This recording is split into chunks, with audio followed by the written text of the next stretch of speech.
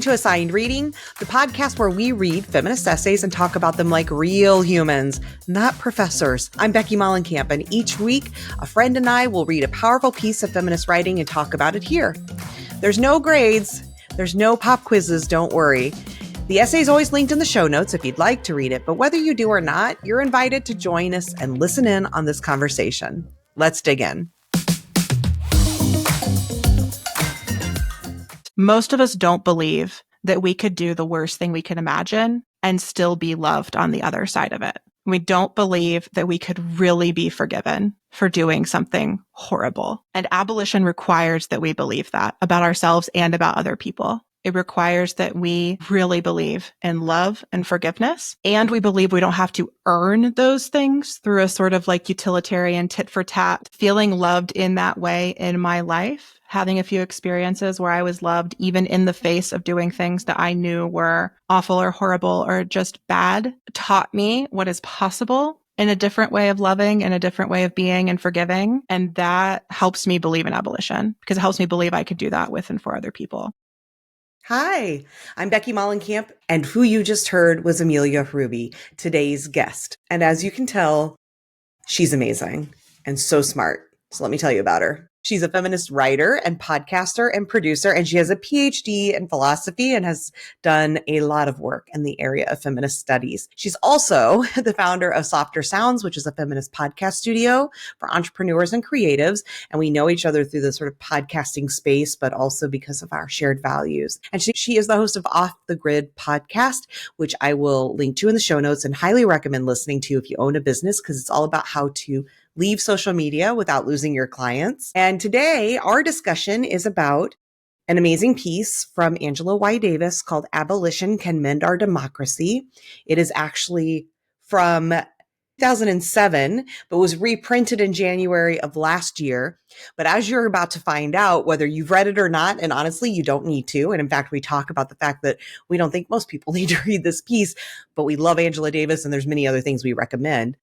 But at the time of the recording of this, and likely at the time of the airing of this piece is really, really poignant and prescient and speaking to what's happening right now and what so many of us are grappling with as we think about loss of rights and what does that mean and the role that prison and imprisonment can play in fascism and in democracy. And so this conversation is really, really good. And I'm so excited to share it with you. So without further ado, let us kick it off. Enjoy. Hello, Amelia. How are you? I am doing so well. I'm so excited to be here, Becky. Thank you for having me. Thanks for doing this with me. Have you read the piece? I have read the piece. And so did I. Yeah. And what'd you think? Like, just give me your very short, what I thought overview, and then we'll dig in. Yeah. So my initial feeling upon reading the piece was simply that I love Angela Davis so much. She is so brilliant and has such like clear analysis of the role that prisons actually play in our society, which is not the same rhetoric we get from the sort of like law and justice people out there. And I really appreciated both like revisiting some of her thoughts on abolition. I've read Are Prisons Obsolete? I used to teach it when I was in my PhD program, but this was like a different angle, a different lens when she's looking at it through the lens of like democracy and a more sort of like contemporary approach. I also was struck by the fact that I was reading this and I was like, this obviously just came out. And then I looked at it and I was like, oh, this was something that she like a speech she gave in 2007. And I was like, right. It was okay. reissued a year ago, I guess, ish, a little over. Mm-hmm. And that's where we're reading the excerpt of it. And yeah, it was originally from years ago. And my immediate thought was just the same thing of like, she could be writing this in this literal moment. Yeah. As we are, as recording this, sitting through what's happening with the El Salvadorian prison and just the complete obliteration of democracy. And that was so resonant with me as I was reading this. Like there are a million ways to look at this, obviously, but just in this moment, that was almost the only lens I could read this through because it was just so on point for what's happening right now. I don't know if you were thinking about, I don't know how you could read it really and not be thinking about that news.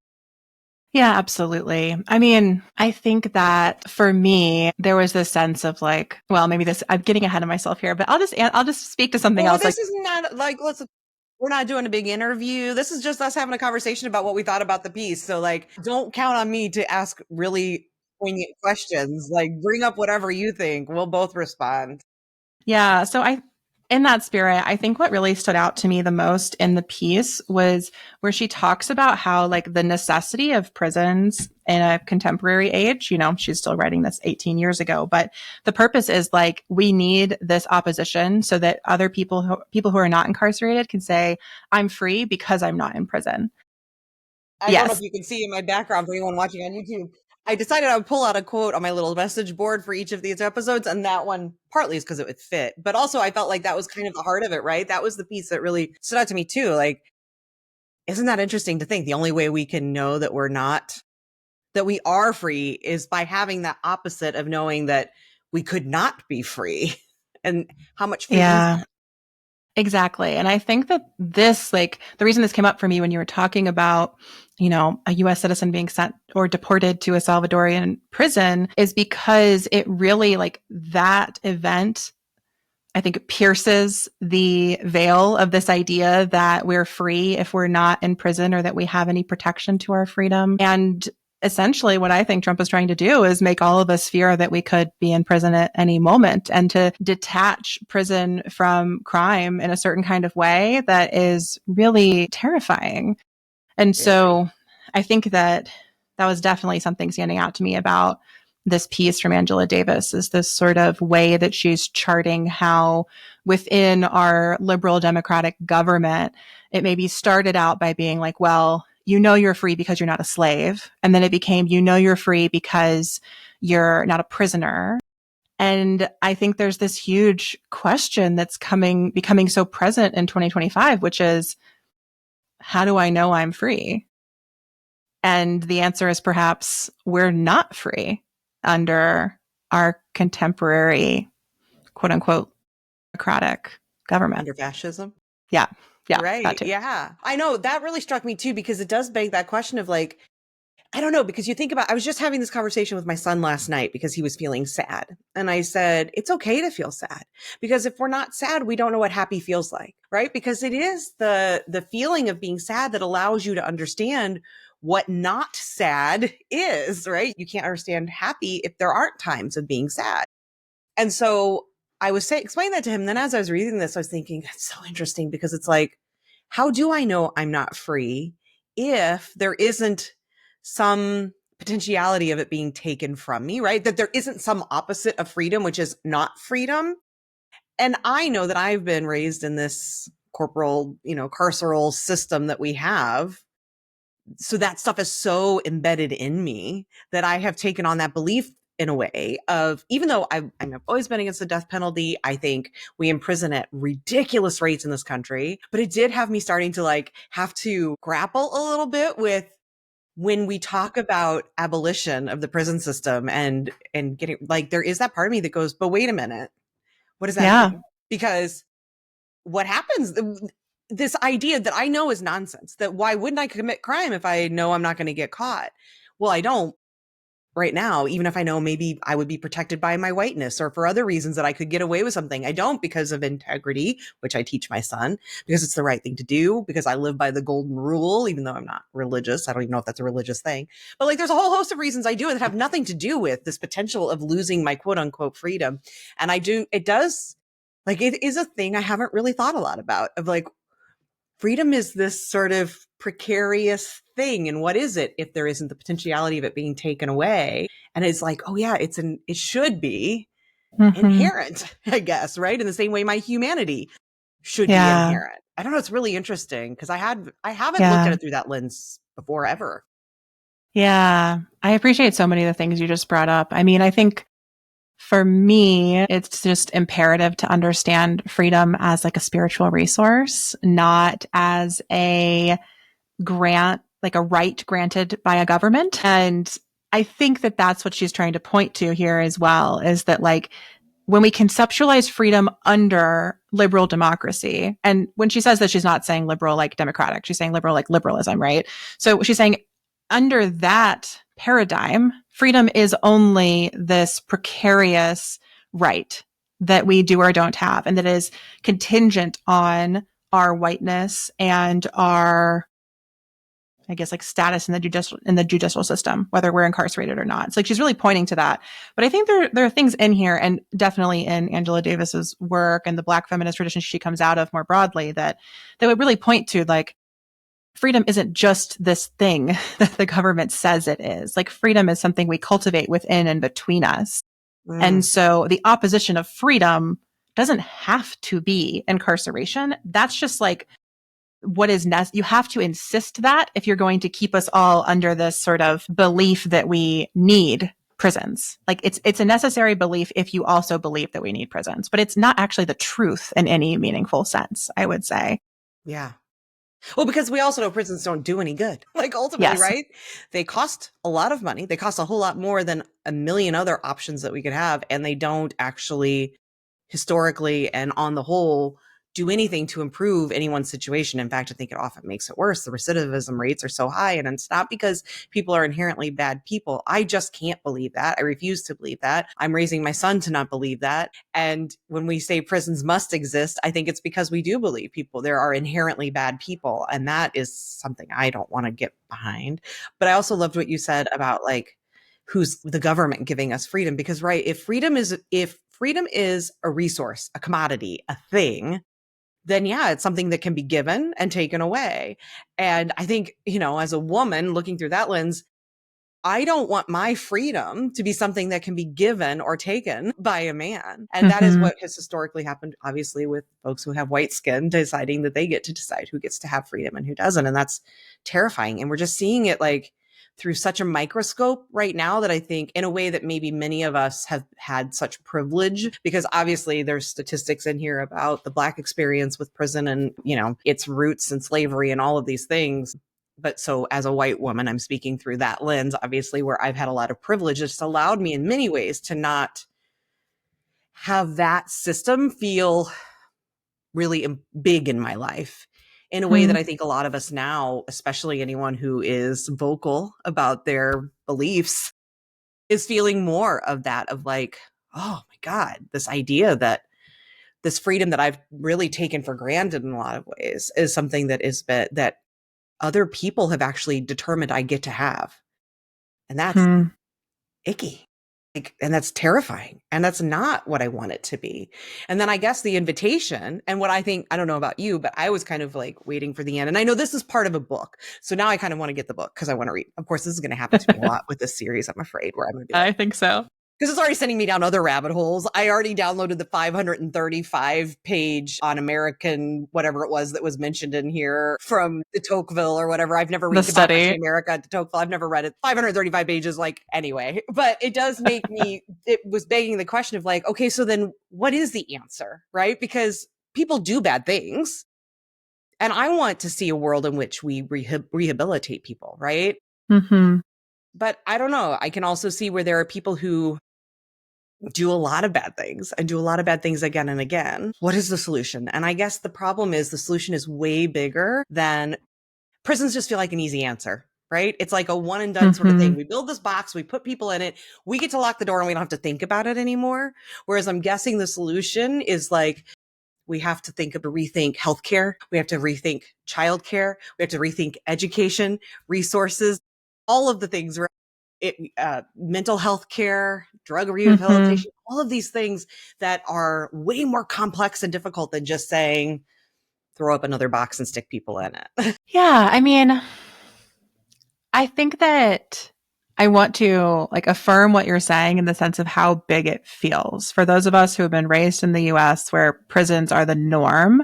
And we have been raised with the sort of fear of criminalization in our hearts, right? That like being arrested or going to jail or going to prison is like, makes you a bad person. It's like it's like this double bind of like, you're a bad person if you go to those things. You're a bad person if you've been there. You're a bad person, like you're just a bad person all around. But I also want to push back a bit because I think that this is like Angela Davis's whole thing. Her whole thing, if you read Are Prisons Obsolete, which is like her really potent, I would say, like text about this, she's basically like, this is what everybody at the final chapter, she says, this is what everybody says as soon as you talk about abolition is like, what do we do about the murderers? What do we do about the rapists? What do we do about the serial killers? Like we come up with these sort of examples of the people who scare us and the people we believe have done like grave harm to others. And what do we do with them? And some of her answers are like the things that you've said. It's she's like, well, there are all sorts of things that we have to do. We have to invest in schools. We have to invest in healthcare. We have to decriminalize a lot of things. And then she just, I think, invites us, like all of that agrees with what you just said. But I think what she invites us to do is like, let go of that final piece of what you said, which is like, why do we believe that is harder than quote unquote just having prisons? Because prisons are super complex systems and they require so much money, so much surveillance, so much control. Like they're not an easy answer either. They are just invisible to those of us who perhaps don't know anyone who's incarcerated or don't have to navigate the realm of incarceration. And so I think that like my pushback is just like, I think that both things are hard. I don't think prisons are easier than these other solutions, but I agree with you. And I think Angela Davis agrees with you that like the quote unquote solution or what happens after abolition is a lot of different things. And they do require work and they do require a sort of fundamental rewiring of what we believe a society should look like. Yeah. I think we're seeing, I don't know, I love that. And I should say easier in the sense that it's what we're accustomed to, what we're used to. I guess because I agree. I mean, prisons are ridiculously expensive. And even beyond that, they're really freaking inhumane. Like it's horrible what we do to people. And so in both counts, there's nothing about that that's easy or right or better.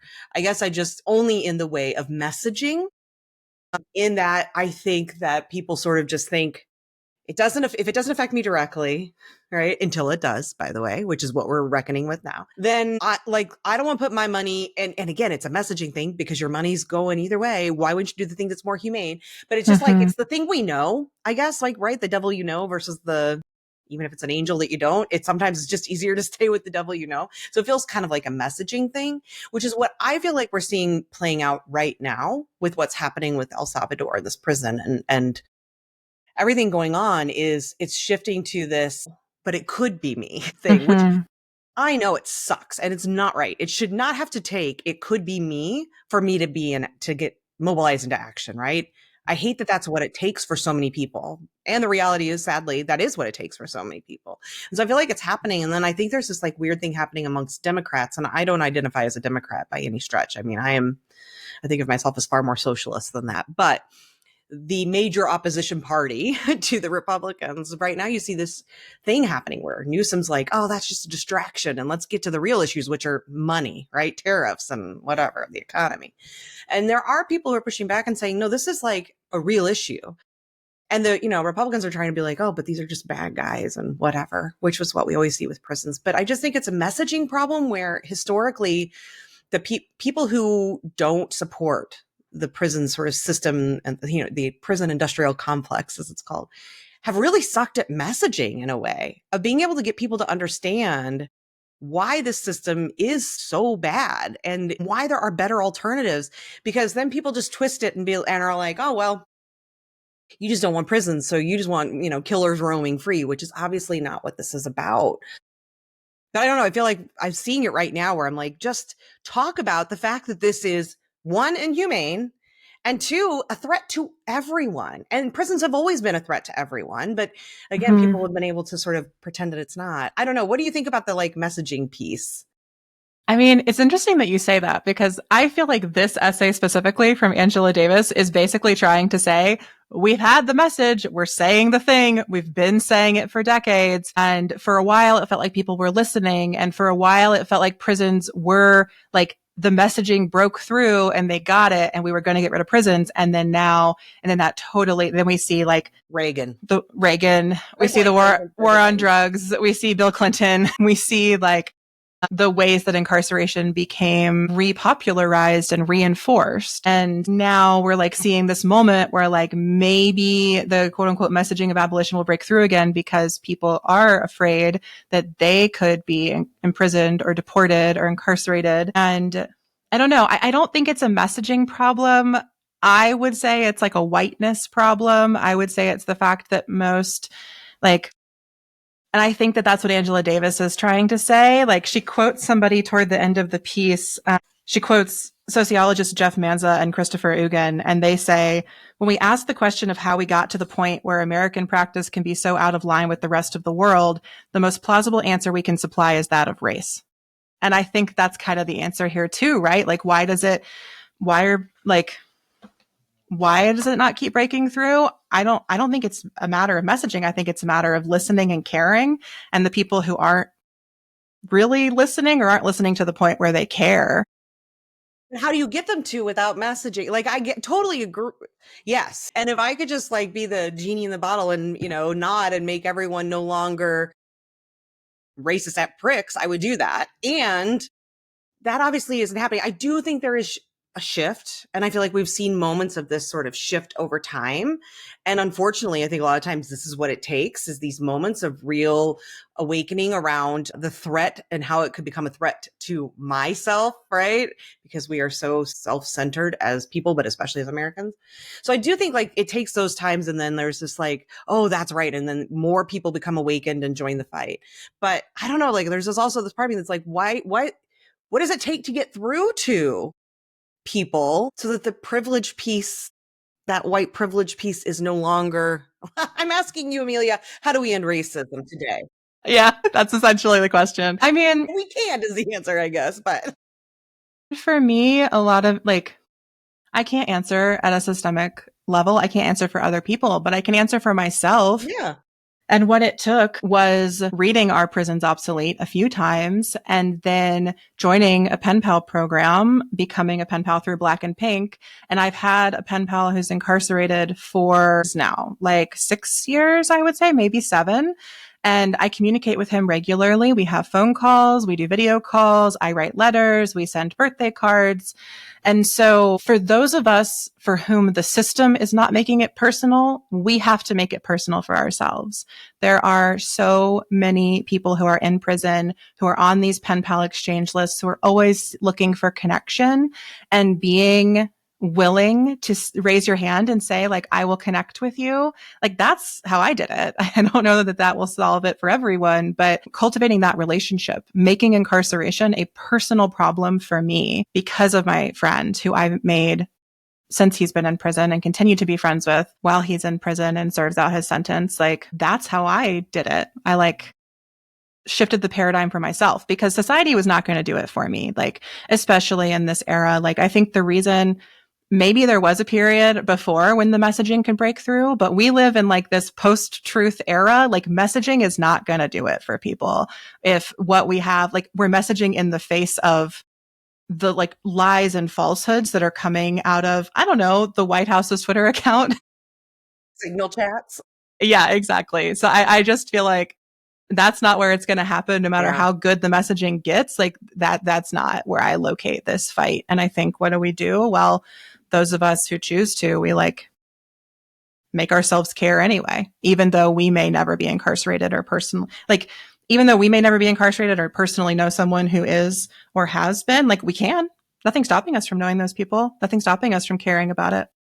Well, yeah, but you know what I think is stopping most of us is probably the messaging, not to use that word again, but the stereotypes that we've all been given about prisoners, right? Because, and I think it's so good for us to stop and have these conversations and to think about it, to like analyze that for ourselves of what are the beliefs that we have about prisoners, right? My cousin spent the bulk of his life from 17 until 60 in prison on drug charges. And I have whole lots of thoughts about, again, changing what we're incarcerating people for. And, there, but for the grace of God, go I. I mean, I use my gummies. Now they're legal in my state, but they're not in others. It's not federally legal. Like, there's all kinds of questions around that. I guess I shouldn't admit that on a podcast, huh? But anyway, like, there are so many things that people end up in jail for or prison for that any of us could, if we were really honest with ourselves. And yet, we are so indoctrinated from such a young age into these beliefs about what prisoners, who they are or what they are, right? And what you're talking about earlier, like not only are we made to be afraid of the prison system, we're made to be afraid of the humans inside of that system, right? And that they're bad people who are going to come and get us. And if we let them out, they're going to, rape and kill and maim and all of these things, when there are so many of folks in there who are, first of all, wrongfully committed. So they didn't even do anything. And second, who did things that a lot of us do. They made a mistake, a really bad mistake, and got in a car and drove when they were drunk. But then if other people were honest, how many times had they gotten behind the wheel and they probably shouldn't have either, right? Or who are doing drugs, other people who maybe do those same drugs or different drugs, but think their drugs are somehow better. Like there are just so many things that people end up in prison for that have nothing to do with being like scary, harmful, dangerous people. They're people who are like anyone else who made a mistake. And yet we believe these things about them. And I've been as guilty of that as anyone else. And so I think like something like this, just stopping to even think about this issue because it's so out of sight, out of mind for most of us, that it's really, really great. And I love this idea of being a pen pal. Like I'm going to link to it in the show notes and sign up myself because yeah, what a great idea. But I will tell you, there's that little piece of me because I like to call out the icky parts because I think we need to destigmatize the icky parts because this is the conditioning. It's not my fault. The conditioning is, but Amelia, aren't you afraid? What about when that person gets out of jail? What if they come to look for you, right? Like that immediately rushes to my mind. And then I have to quiet that part and say, wait a minute. I would be, if my cousin showed up at my doorstep after 40 years in prison, I know him, I would be fine. I would have no fear, right? And your pen pal could be the exact same kind of person who just is a human needing human connection. Yeah. Yeah. And like I have visited him in prison. We've met in person. I didn't know you could even do that. Like that's, yeah. I mean, I know people meet people and end up married to people in prison. So I guess it's possible. But I mean, the pen pal thing, I didn't know you could take that to that next level and actually meet them in person. What was that experience like for you being inside the prison? Visiting a prison is horrible. You're basically voluntarily going to prison for a very, very short period of time. It's the most surveilled place I've ever been. Like imagine going through TSA times a million. That's kind of what it feels like. I'm not sugarcoating it. It's like a pleasant, just like, oh, I just went and like did this in my afternoon. But also to your point, like normalizing these things is important. And there are so many people in the US who do just go visit people who are incarcerated with their Saturday afternoons, or they do that every weekend, or they go see their parents or their friend or their loved one who's there. And I found it very stressful, very scary. It triggered every single bit of my conditioning around being a good girl or breaking the rules or being told I did something wrong. I did a few things wrong. I was reprimanded for them very harshly. Yeah, it was like really hard and I didn't like it, but I did it anyway. And I think that that is also something it requires. Like there's so much that we have to do, like to actually change the systems that we want to change. It's going to require so much discomfort and so much displeasure for those of us who have benefited from those systems. And so I'm always trying to be in conversation with myself about what I'm willing to do and what I'm willing to give up. And that was definitely one of those moments where I feel like I put a lot of my own comfort and like discomfort, like put that into practice. The other thing I was thinking while you were talking, Becky, was like, I think that the other way I did this, and this is much more like spiritual and it doesn't seem related, but I think it's the same thing, is like, I think that most of us don't believe that we could do the worst thing we can imagine and still be loved on the other side of it. We don't believe that we could really be forgiven for doing something horrible. And abolition requires that we believe that about ourselves and about other people. It requires that we really believe in love and forgiveness. And we believe we don't have to earn those things through a sort of like utilitarian tit for tat. Well, I like earned up the years I took from somebody. Like we have to let that go. We have to like really believe in that as an inherent right. Not even a right. I don't want to use that word. It's like a state. Like we have to believe that personally and interrelationally. And I think that feeling loved in that way in my life, having a few experiences where I was loved even in the face of doing things that I knew were awful or horrible or just bad, taught me what is possible in a different way of loving and a different way of being and forgiving. And that helps me believe in abolition because it helps me believe I could do that with and for other people. But if you can't get there, I don't think you can ever, like, you're always going to believe that like there are people in prison who deserve it. and should stay there. Not you specifically, broader you. But No, I know. Yeah. That is so beautiful. And it makes me think of a few things. One, it makes me think of my brother who died of a heroin overdose and who was in and out of jail a few times. And only, I think, because of his skin color, avoided much worse as far as prison goes. And how he was so failed by our systems. He died waiting for a bed, trying to get help. He couldn't get help. And I think about how many folks end up in prison in that same kind of a situation, right? And I think he inherently deserved help because he was made different. I really believe he was just made different. His brain was different, and that is not bad. It's just different. And why can't we meet people where they are and care for them? So it makes me think of him. And it also makes me think of my son. And that for me is where, like, I think for a lot of people who become parents, where we can't always give ourselves that grace that you're talking about. Like, can I believe that I could be loved inherently? When you have a child and you're like, shit, I know what it truly means, like unconditional love. Cause I've had this thought exercise with my kid where I'm like, what are the worst things he could ever do? Like just the worst things he could do. And would I not love him? And there's just no part of me because, you know, when you see the news and you see a kid who goes in and shoots up his classmates and it's like everything in you wants to just have pour hate on that person.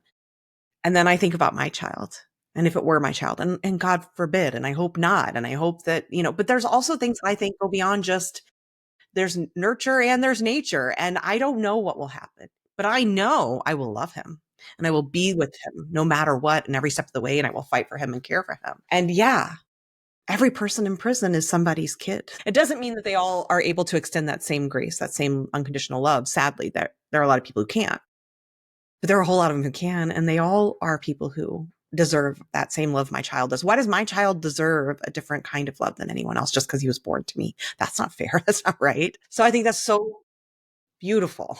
And I've always been opposed to the death penalty, and I've had these same thought exercises around that. Like, what if someone were to kill someone I love? And there's every part of me that's like, yeah, I would probably want vengeance. I would be like, yeah, person deserves to die, right? Because I would be so torn up. And that is why I believe in a system where I don't get to make that decision. Yeah. Right. Yeah. And it's hard to say that to someone who's going through those things, but I totally feel that. I think that's a beautiful thought exercise for people, right? Can you get there? Because there's that spiritual part. Also, though, this is the other thing it made me think of is religion versus spirituality. Because I think about our puritanical culture and it goes against, even though like, I am not religious. So please, I'm prefacing this with, I'm not Christian, but everything I know about Christianity is at its heart, Christianity should be about exactly what you said. And yet in the like puritanical world we live in, there is so much about earning your love and earning your place in heaven and earning all of these things rather than it just being this inherent gift from God or whatever you believe in. And so it seems like that is what twists some of this up for people. That makes me sad. Yeah. I mean, absolutely. I was raised Catholic, and I think that there's so much subversion of forgiveness and what it means within Christianity. And we see, like, we're recording this just a few days after Easter. And so you have this sort of like ultimate act of forgiveness, theoretically, that's happening with the story of Easter and of Jesus's life. But also for me, that was always so underwritten by the theology around original sin and around Eve and women as the source of original sin. You know, really, I think a lot of this goes back to something you said very early on, which is just like good and bad, good and evil duality in that way. Like, I think that type of duality is at the heart of many of our Western religions. It's at the heart of liberal democracy. And I think that it's always going to point us in these directions, this sort of like black and white thinking, this good versus bad, this versus-ness of it all. And I think that for me, like embracing spirituality rather than religion has led to a lot of learning about non-duality and releasing that and my understanding of the world. And so that's sort of the approach I would take to love and forgiveness as well. And all of this is also just getting to like where we started earlier. Like it can be so hard to imagine like a world without prisons. And yeah, that is really hard. And a lot of that has to do with the fact that we do have to kind of like fundamentally rework our beliefs about what we believe about human beings. And that's really challenging. And at the same time, it's not impossible work. It's something that I have managed to do in just, less than 35 years of life. I've like changed a lot of what I believe or what I was taught. Now, is there still work for me to do? Absolutely. Am I still, living within the comfort of my privilege all the time? I'm positive that I am. And also, like, a lot of that work for me has been very intellectual. And that's not the same thing as like integrating and embodying that, right? So for many of us, we may be able to learn about abolition. We can read Angela Davis, but we also have to seek out the somatic practices, the nervous system practices that let us feel safe, even when we are writing someone who's incarcerated, even when we are encountering somebody on the street who we perceive to be a criminal. Like, it requires many levels of the work, like the intellectual, the somatic, the spiritual, like all of that comes together. But on the somatic side, I'm curious if you have a recommendation, because for me, Resmaa Menakem's book, My Grandmother's Hands, is just for me anyway, was the best understanding and experience of the somatic work that's specifically related to undoing a lot of our racist history and understanding, like, and systems, and being a part of that now. And in a way that felt like it was so honoring of both the Black experience of that history and the white experience of that history, and what it means to be a white-bodied person navigating all of these things. Because there are challenges in that are real. Does it make them good or okay or no? But it is a real thing that you will have an embodied experience that it comes up from living in these systems, and learning how to like honor that, be with that, and not let it keep you from action is really challenging. And I felt that book was really good for that. I don't know if you have anything that was really helpful. I think that book is definitely like the text, sort of like undoing that work in an explicitly anti-racist way that grapples directly with whiteness and racism. I think that is definitely the work that Resmaa is doing. I also would just say, like, other nervous system work that I've learned in different contexts. I mean, things like contact nutrition, secure attachment work, understanding what a window of tolerance is and how to expand yours, doing work around safe and sound protocol. I mean, they're just doing EMDR therapy is helpful for me. That's not strictly a somatic approach, but like, there are so many different ways that we can learn to work with our bodies. Even just finding a somatic therapist is really helpful in this. And hard. And hard. US, sadly, but yes, that's great. That's true. All my friends who have them live in like urban centers. Right. Not me out here in Nebraska, but but yeah, I think that, like, yes, if you can find a somatic therapist, that's a great place to start. But there are so many beautiful practitioners online, or you can buy the book. There are many access points anywhere that you are. Yeah. Well, you mentioned too about having to, like, the idea of abolition requires, I don't think you use this word, but it's what I think you were saying is like creativity and imagination, which I've heard so many people say, like, that is certainly one thing that white people lack on a whole, because we've never been challenged to, right? Our world has catered to us in a way that hasn't forced us to imagine something different, something better. And folks who have the Black experience or any other sort of marginalized experience in this country have always had to be more creative and more imaginative, to think about what's possible as a survival technique of, like, because when you are facing constant oppression, you have to be able to dream of something else to be able to survive that. But we're often lacking in that. So I think that that's something interesting that you mentioned, because one of my favorite quotes in this piece was, what if imprisonment is so philosophically anchored to liberal conceptions of democracy, inflected with and infected by racial exclusion, that we cannot unthink it, much less de-establish its institutions without reconceptualizing democracy? And that's really big and, like, can be a little overwhelming and scary. And yet, the hopeful part of me that's living through the time we're in right now is like, maybe all of this is where we are now because it is coming to a head, and we are reaching an inflection point where we're sort of being forced to rethink our democracy. And maybe, as hard as it is and as scary as that can be, on the other side of that, maybe there is a world where this looks very different, and we get to fundamentally shift some things about our democracy that allow us to rethink institutions like this. I don't know if you have that optimism or not. Believe me, it's only on my good days, because on my worst days, I'm like, nothing's changing and we're all screwed. But I try on good days to get to that place of thinking, okay, there's got to be some reason for this that's better than just, another king. Yeah. Yeah. I mean, I also want to have that optimism and do on some good days. what I would want to encourage other people to remember is like, yes, we need systemic and structural change. And also, we have to start making these changes in our own personal lives. Like, it's not an either or, it's a both and.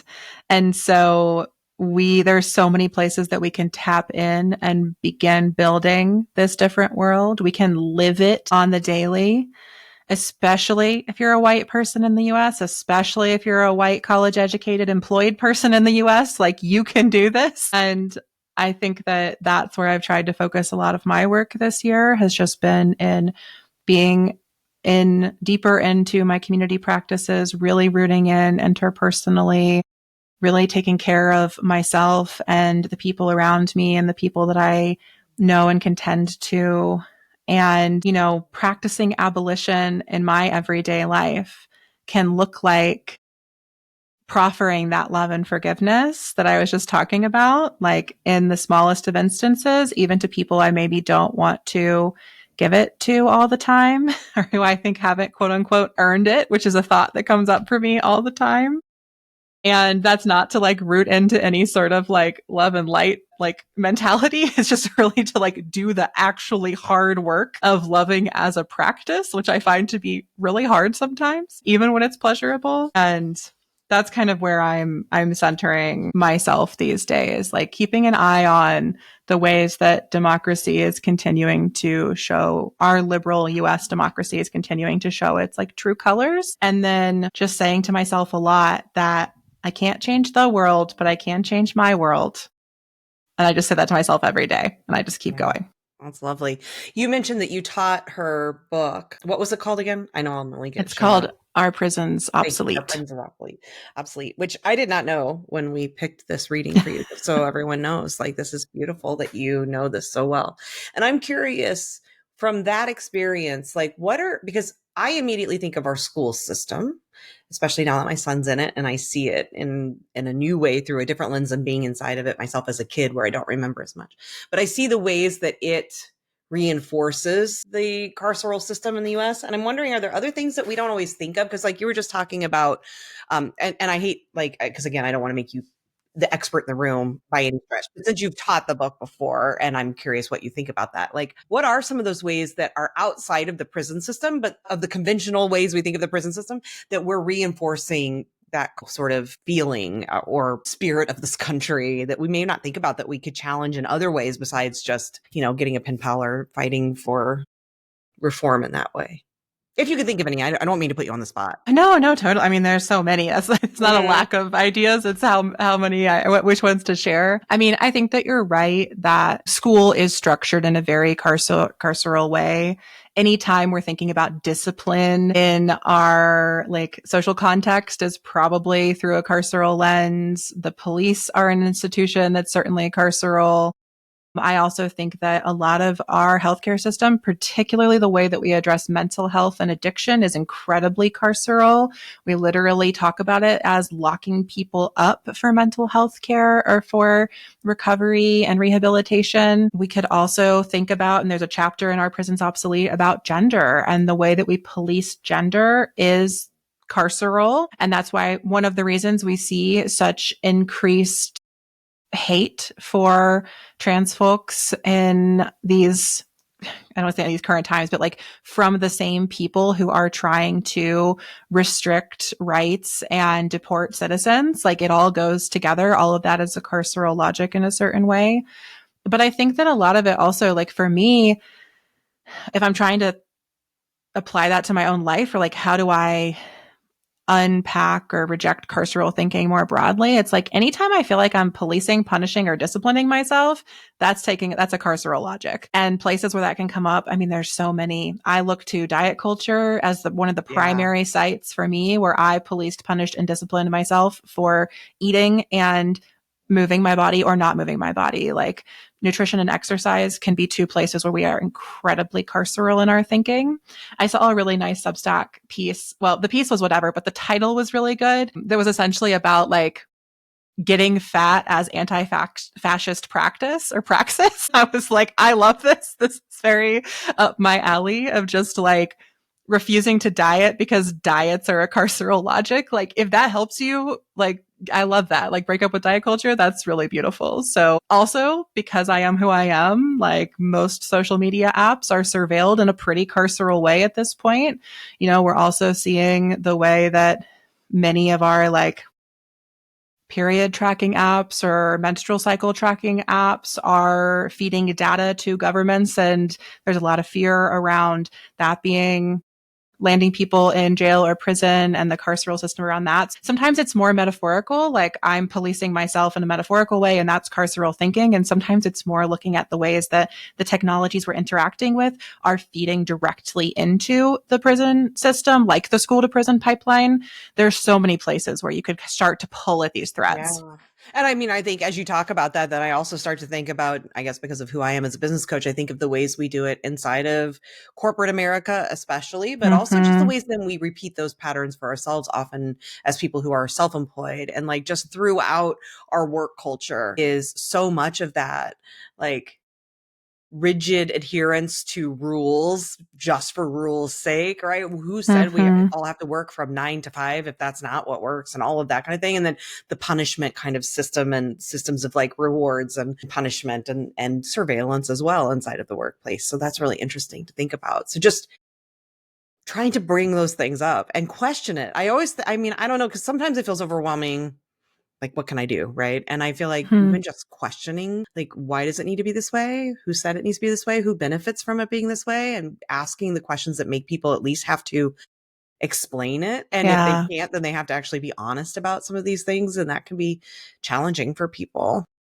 Yeah, absolutely. Raising those questions and sharing our experiences. I think like we have to, or we have the opportunity to normalize a lot of what we're going through, and we're just like pushing through, or the things that we've lived through with our families. Becky, I think it was really beautiful the way that you shared your cousin's experience being incarcerated and like brought that in. I'm sure there are people listening to this who are like, I don't know anybody who knows anybody who's in jail or in prison. And like now they realize they do, right? Like we have to normalize these realities so that we can all feel safer sharing our experiences and our family's experiences and our community's experiences.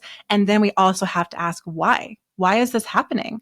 What is going on here? Do I consent to this? Am I consenting to this in my behavior implicitly? Am I consenting to it explicitly? Do I agree with it? Like, again, we have to start pulling at those threads, but like sharing, I think, is one of the primary ways we get ourselves to asking questions about the things we really need to ask questions about.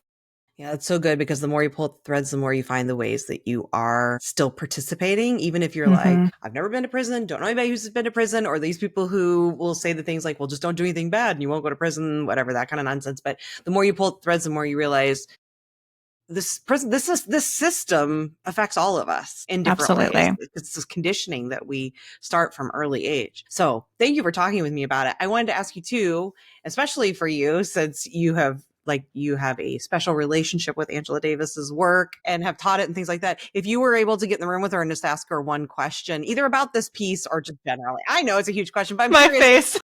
I know you're like, one, I want to ask 80. I know it would be hard. Honestly, I feel like I would just go mute because I would be so impressed to be in her presence. I feel like my relationship to Angela Davis's work is no more special than anyone else who's read her words. Like, she is such a talented writer. And that is why I brought her into the classroom to read with my students when I was teaching. And like, that's why it felt so important. But I think anyone who picks up this book can have such a beautiful relationship to her words, whether you're reading just the article that we're talking about here, or you're reading her book, Are Prisons Obsolete, or you're reading her other book, Abolition, Politics, Practices, Promises, which is a compilation of many of things that she's written. If I were been raised in class, which is another one of her big books. That's the one I've read, but I do want to read more of her work. Yeah, absolutely. She's written so many amazing things, and she's also like lived through so much of what she's writing and talking about. So I don't know what I would ask her. Like, there's part of me that's like, I want to ask her what comes next, but I think that's that's in her work. Like, everything she writes is like, we have to build it. We have to deconstruct these systems and get rid of them. And we have to put new methods of care in place. Maybe if I were going to ask her a question, I would just ask her, like right now, I would ask her like whose work that she's looking to that inspires her. Like, what is the next generation of thinkers that she has helped bring up and that she is looking to for what we're building right now. I mean, she's one of them, but I think that like she is an elder in the community now in a certain sense. And so I'm so curious, who are the younger people that she's looking toward? Broad sense of younger there, but that might be the question I would ask. That's a good one. I'd be curious too. I mean, I think my question is probably as much of a cop out as yours, the other question, and it's one I think, but like, I would just love to see if she would be willing to close her eyes and just like tell us this vision she would have of if she were to like we were getting some sort of fresh start, a brand new nation, right? And she was getting to describe how she would like to see it built from the scratch, like from the beginning, ground up. Like what would it look like? I would just love to have more of her vision of like collective thinking around community making and what that looks like. And I know a lot of the answers are in these books, but just to hear her weave that tale of like with no, it's not about having to change what exists, but getting to start brand new. What would that look like and what would be different? And again, that's probably a cop out, but I still think she would paint an amazing picture that would be really inspiring. I have a feeling. Yeah, I'm Who sure. do you think should read this piece? Well, I did think, I will say, like, I didn't know what it was going into it. And it is academic, I felt.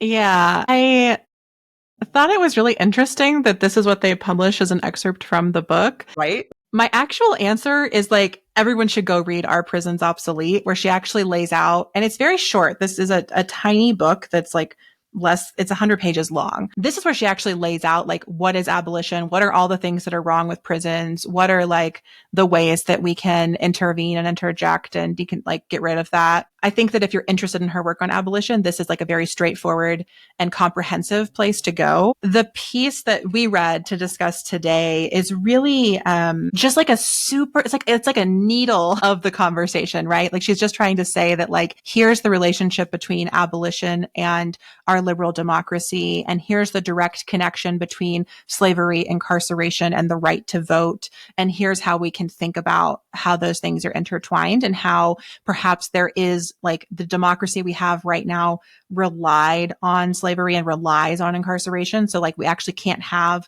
a better democracy until we get rid of those things. Like that's the interjection I think this piece is making. But if you're like new to thinking about abolition, I think it can be a little hard to know where she's coming from. Like there's some assumptions inherent in this that you sort of know things about abolition as you're reading. So that's my take. I'm curious because you haven't read Our Prison's Obsolete and like you read this piece. Do you feel like it's for everybody? Like who do you think it's for? I don't think it's for everybody. I think anybody can read it. I don't mean to say that there's like, it's too elevated for some people or anything like that. I just think I agree with you that I feel like I would be worried if this was someone's first introduction to Angela Davis, that they would maybe be like, I don't know if I want to read more because it's pretty academic. I just found it to be a little more of a challenging read in that way. Like, and I'll be honest, that means kind of dry, right? Not as interesting as I think some of her other stuff might be, because who was this given to? It was delivered to the Cultural Studies Symposium through a college. And my guess is that it's written for an audience of folks who are more studied on these issues. And it makes sense why it's written that way, but I don't think it was written for a general audience or even just a general feminist audience. So yeah, I would say start somewhere else. And I have not read that book, but I'm very excited to, especially if it's only 100 pages. I can definitely get through that easily. Add that to my list because I think that sounds like a better place to be. And I don't know Abolition, Politics, Practices, and Promises. I haven't read it, but is that the same book that talks about Ferguson, or is that a separate book that she has about Ferguson? I think that's a different book because this book is just like years of her writings and speeches. So I think this new release is more like just the transcripts and essays and things like that. The book that is called Freedom is a Constant Struggle, Ferguson, Palestine, and the Foundations of a Movement. And that one is one that's often cited from her. I have not read it either. I intend to. I've read Women, Race, and Class, and that's as far as I've gotten. I love Bell Hooks, and I've gone through all of her stuff, and now I really need to probably read more Angela Davis. I've watched some of her videos as well. She has a lot of videos on YouTube that people can watch, and speaking about a lot of these same issues. But anyway, yeah, I would say maybe start somewhere else. But it's not a long read, so you can also read it. Just the biggest thing I guess I would say is don't judge her based on just this piece. because I am linking it. You can read it. It's available online. It's, and it's only like, what was it? 11 pages double spaced on doc anyway. So it was not real long. So you can read it, but just don't let this be the only thing you read if you find it dry. Yeah. If you're new to like philosophical thinking about abolition, maybe start elsewhere. If that's already something you're familiar with, this is a really nice, like specific angle and perspective on it. The biggest thing I think I took is just that it feels so incredibly relevant to this moment, which I was really excited about, because when I picked it, I had no idea. And then when we decided to do it, I was like, okay, this will be interesting. And the name Abolition, Commitment, or Democracy, I was like, that sounds like it could be relevant. But then reading it, I was like, holy smokes, just with everything going on, that particular thread you're talking about that she's weaving there is so spot on for this very moment. So I did appreciate it. Yeah. Well, thank you for talking with me about it. Thanks so much for having me, Becky. Anything else that you highlighted or made sure that because I don't want to make sure it wasn't an interview. No, not at all. We were just chatting. Is there anything else that you were like, I want to make sure we talk about this? Or did we hit the highlights? I feel like we had a really like nuanced conversation. Like that, there are definitely other things I underlined, but I feel like we left people with a lot of great moments to consider. Oh my gosh. Yeah, for sure. And I'm definitely going to sit with the part. I think the thing that I'm going to leave most with that you said was about that spiritual practice piece of it. Because, that is heavy, heavy work, but so, so life-changing. And I mean, I've been working on that kind of work too, but I have not thought to apply it necessarily to abolition and the prison system. So thank you. Mm-hmm. Thank you for your time, Amelia. Thank you for having me, Becky. I love the concept for the show. I love talking about feminist texts, and I can't wait to listen to all the other episodes. This is Becky again, just wrapping things up to say all of the links to the post, to everything about Amelia, to the books that we recommended, all of it is in the show notes. Make sure you check it out and know that if you order anything through there that's linked, it helps to offset some of the expenses that I incur in creating this content for your ears for free. So I really appreciate when you do that. And I want to say one more time, thanks to Amelia. Isn't she a delight? Aren't we just lucky she exists? Please go check her out. Follow her in the places you can, which does not include social media, so you're not going to find those links. But go learn from her. And I hope that you'll share this episode with anyone and everyone. I really want to get the word out about this amazing show so that I can continue to get incredible guests and friends to come on and discuss these really important works with me so that you and we all can benefit from these conversations. Thank you for being part of this assigned reading conversation. If you liked it, please pass it on. And if you loved it, would you leave a review? It will only take you a few seconds, but honestly, it makes a huge difference in spreading the word about the show. The essay is linked in the show notes, as is my newsletter, which is called Feminist Rants Are My Superpower, and I hope that you'll subscribe. I can't wait for our next conversation.